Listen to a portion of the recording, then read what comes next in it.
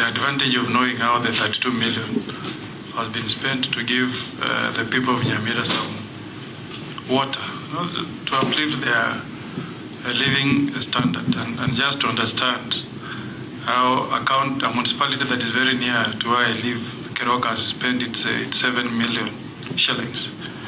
And unfortunately, that has not happened. I hope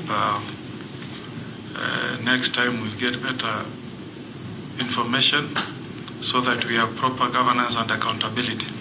But I'll also extend an invitation. Just in case these issues are cross-cutting, I'm a member of CPAC.